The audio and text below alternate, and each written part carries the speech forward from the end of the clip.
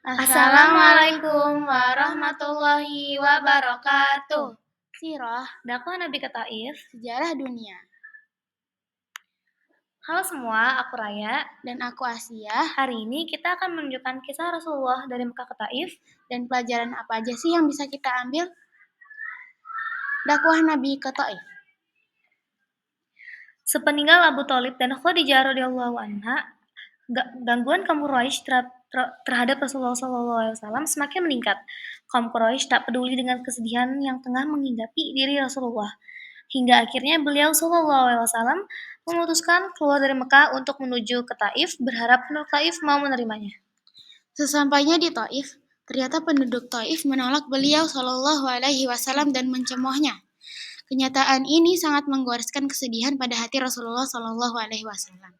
Maka beliau pun kembali ke Mekah dalam keadaan sangat sedih, merasa sempit dan susah. Namun kesedihan ini tidak berlangsung lama, karena sebelum beliau Shallallahu Alaihi Wasallam sampai di Mekah, saat melakukan perjalanan kembali ke Taif, Rasulullah Shallallahu Alaihi Wasallam mendapatkan pertolongan dari Allah Azza wa Jalla. Pertolongan Allah Subhanahu wa Ta'ala. Pertolongan pertama datang saat beliau Shallallahu Alaihi Wasallam berada di Qarnut Salaib atau Qarnul Manazil. Allah Azza wa Jalla mengutus malaikat Jibril alaihi salam bersama malaikat penjaga gunung yang siap melaksanakan perintah Rasulullah Shallallahu Alaihi Wasallam atas perlakuan buruk penduduk Taif. Namun tawaran ini diabaikan Rasulullah Shallallahu Alaihi Wasallam. Beliau Shallallahu Alaihi Wasallam tidak berkeinginan melampiaskan kekecewaan atas penolakan penduduk Taif, justru sebaliknya. Beliau Shallallahu Alaihi Wasallam mengharap agar dari penduduk Taif ini terlahir generasi bertauhid yang akan menyebarkan Islam. Kedua peristiwa di atas meninggalkan optimisme beliau Shallallahu Alaihi Wasallam, sehingga bangkit berdakwah dengan penuh semangat tanpa peduli dengan berbagai penentangan yang akan dihadapinya.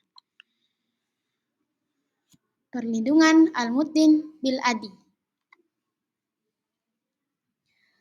Setelah kembali ke Mekah, beliau Shallallahu Alaihi Wasallam mendapatkan perlindungan dari Al-Mut bin Adi, Mut'im Adi, sehingga kaum kafir Quraisy tidak leluasa mengganggunya.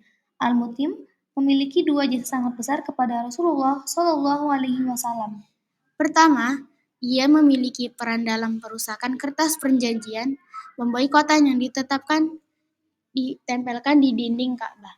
Kedua, ia memberikan perlindungan saat kaum Quraisy berusaha mengusir dan mengganggu beliau Shallallahu Alaihi Wasallam.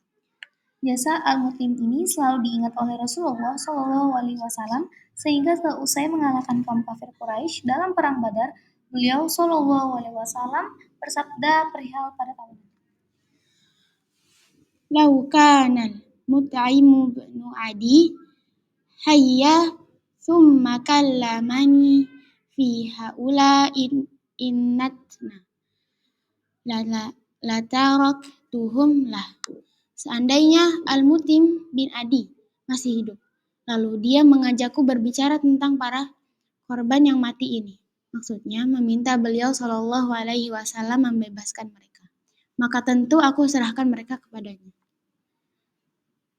Pelajaran yang dapat kita ambil. Prioritas dakwah Rasulullah terhadap tokoh kabilah Thaqif di Taif kala itu merupakan bukti pentingnya menyampaikan dakwah kepada para tokoh panutan manusia. Rasulullah Shallallahu Alaihi Wasallam bersikap sabar menghadapi perlakuan buruk para penentangnya.